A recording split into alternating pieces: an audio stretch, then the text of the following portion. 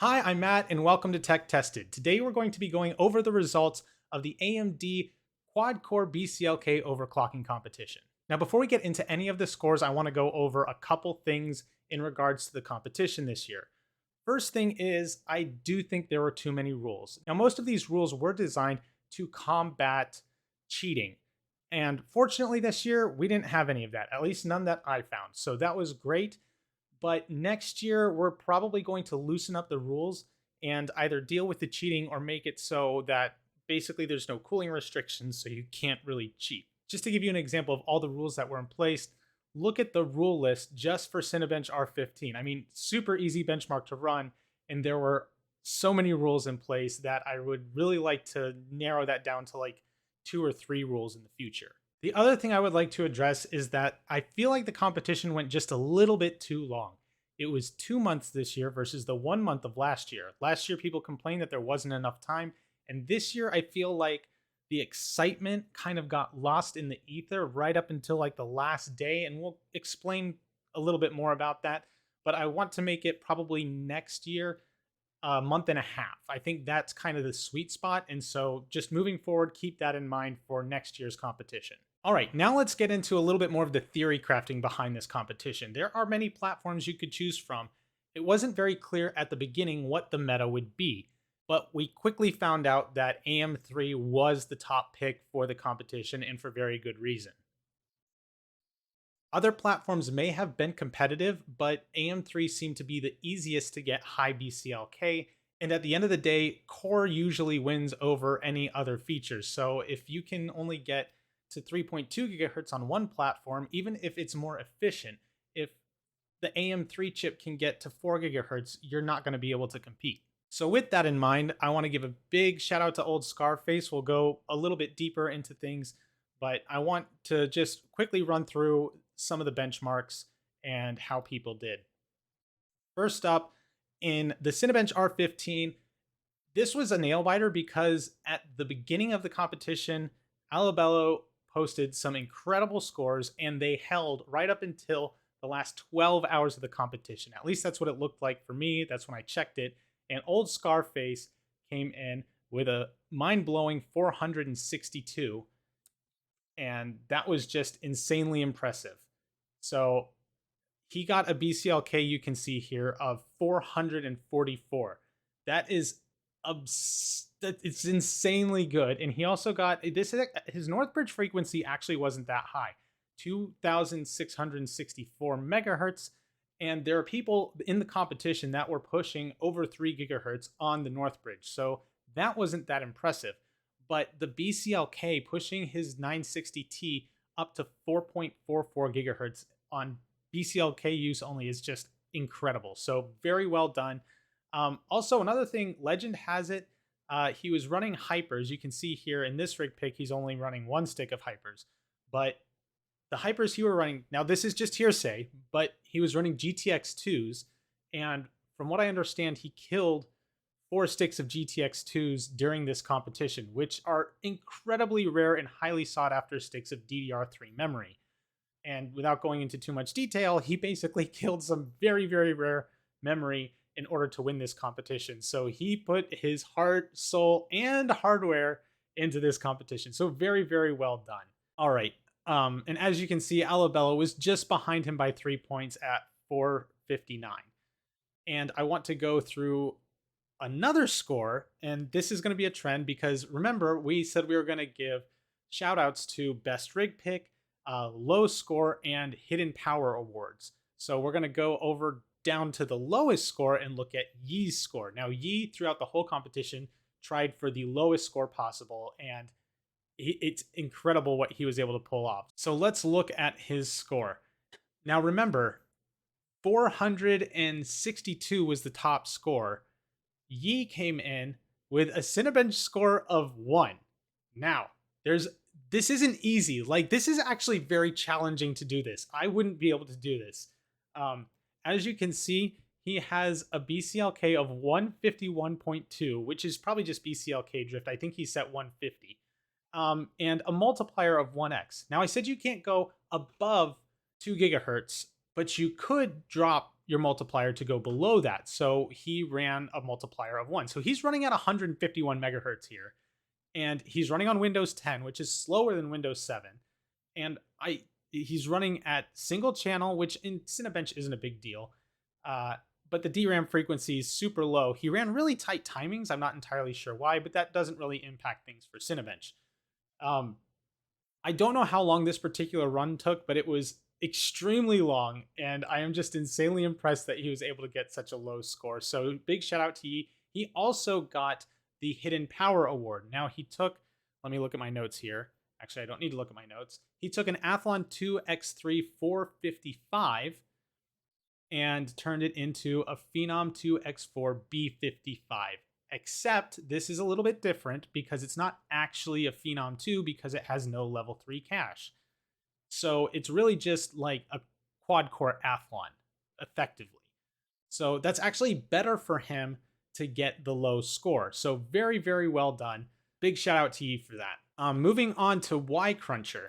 Now, this is where things get interesting. Like I said before, the AM3 960T was the king of the crop for this competition because the 960T is the latest iteration of the AM3 K10 architecture, which means it's got the strongest IMC, probably the best core of any other model. There were some competitive 955 Black Editions and 965 Black Editions, but for the most part, the 960T was the king until you get to YCruncher. And this is actually one where I won a stage.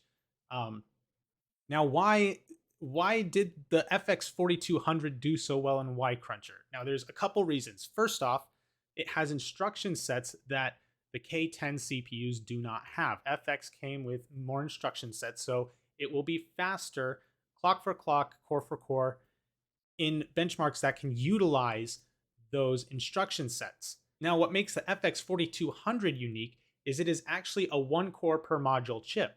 So it's a quad core, but it's more like a native quad core, whereas like say an FX 4300 or an FX 4100, those are each basically 2 modules, which if you don't know how the AMD module architecture works, basically 2 of your 4 cores share resources.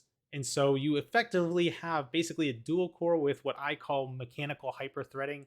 That's the best analogy I can make. So the FX 4200 though is a true quad core. So I was able to get to 3.55 gigahertz roughly, and I was able to win YCruncher. Now I basically said I'm not going to try to compete on the AM3 because that's more or less a cheat code for the competition in a sense, but I do want to win YCruncher. So I purchased an FX 4200 for the competition, ran it, and this is the best score I could get. It was challenging, but I was able to eke out a victory in this stage. And again, we're going to go down to Yi's score because just take a look at this. Okay, my score up here says 6 minutes and 7 seconds. Keep that in mind. Yi's score was 16 hours, 26 minutes, and 18 seconds. He ran that benchmark for more than half a day at 151 megahertz. And he ran 8 gigabytes of RAM, which he probably could have gotten a lower score if he had run less memory. And the reason being is YCruncher, when you run less than 6.5 gigabytes of memory, it starts getting resources basically from your hard drive. So if you ran a 5400 RPM spinning disk with like 4 gigabytes of memory, it could have been much slower. But I think he tried that and he wasn't able to finish the benchmark. So I'm not sure if it was hanging or what.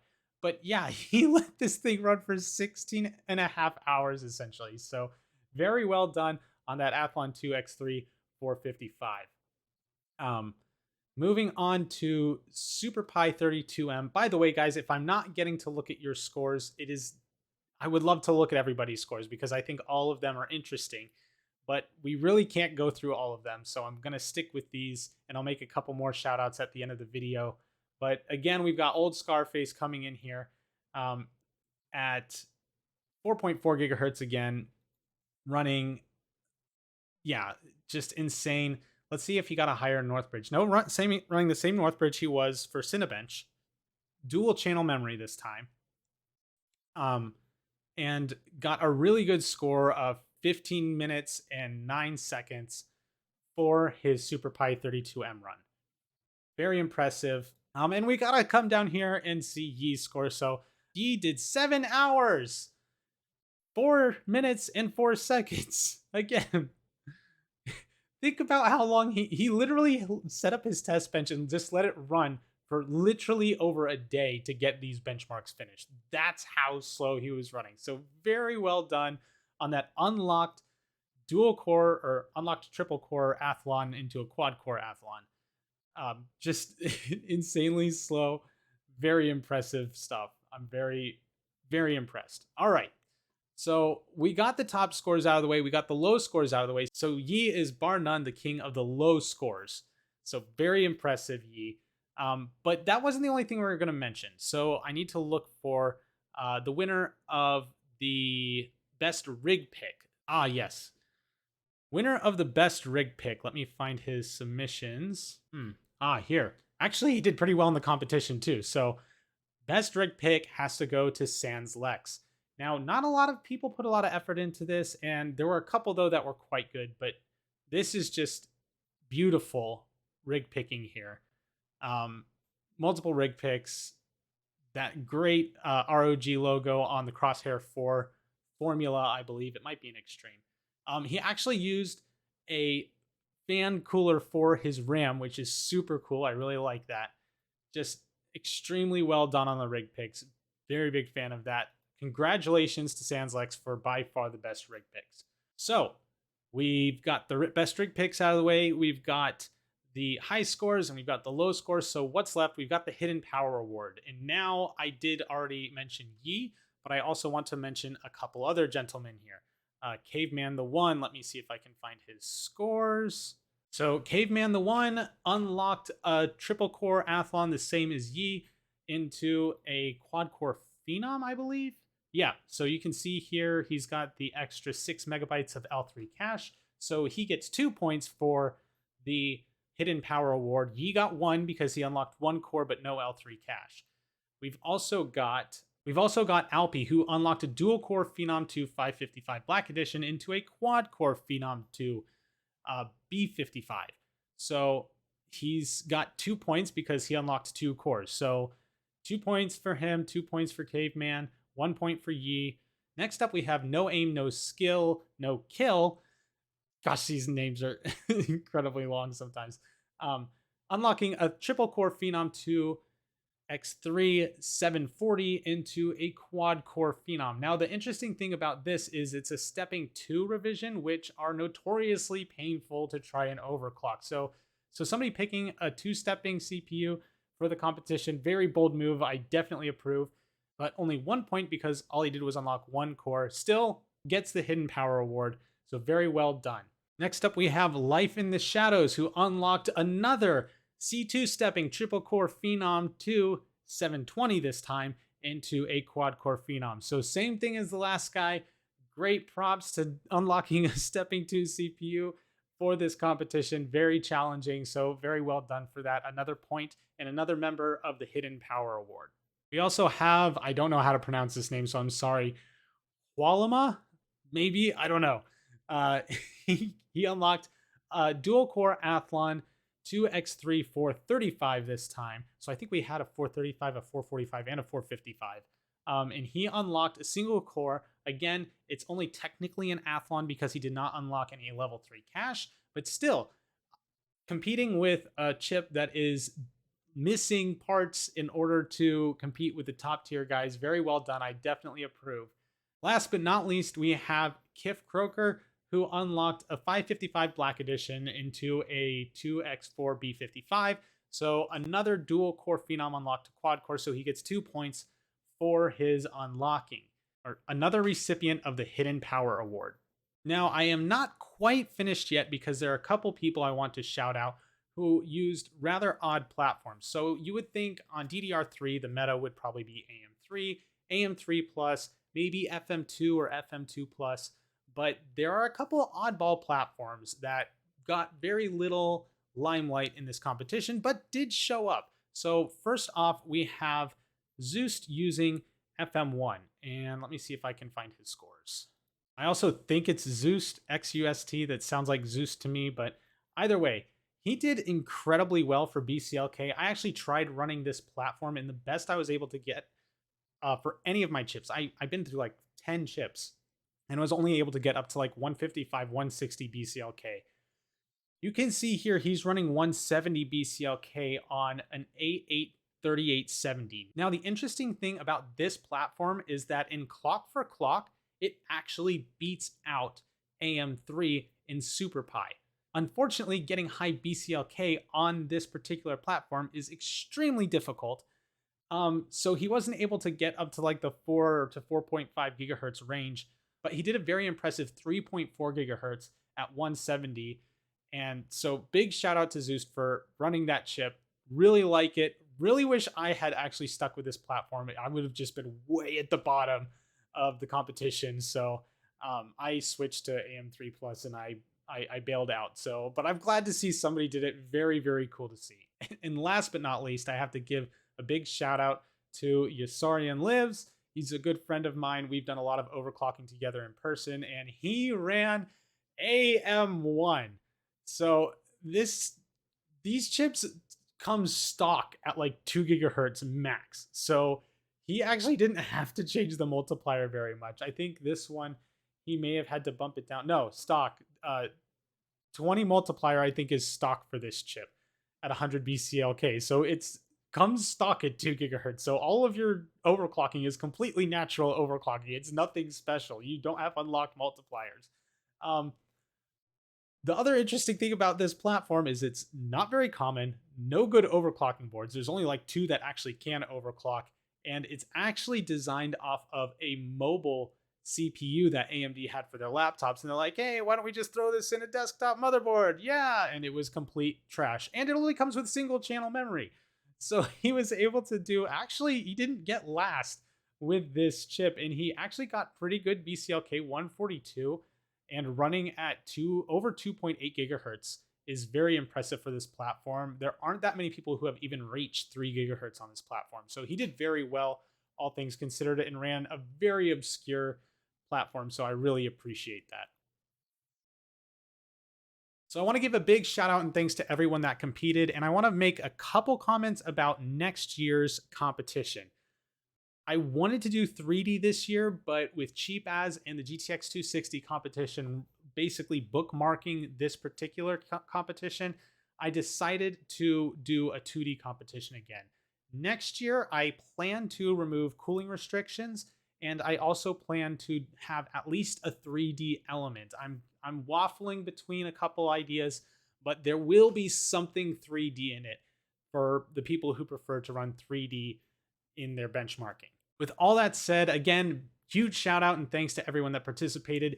Huge shout out to the people at HardwareBot that put this on, because it would be very difficult for me to run a competition without them, and they were happy to host the competition on their website. And this is where you go to compete for overclocking. In fact, I'm going to be doing some of that later today. But regardless, I really appreciate it. As always, thanks for watching. Don't forget to hit like and subscribe. Follow us on our social media platforms, and check out our Discord if you want to discuss hardware. And I plan to do some videos in the future, not necessarily overclocking related. Thanks for watching, and I'll catch you on the next one.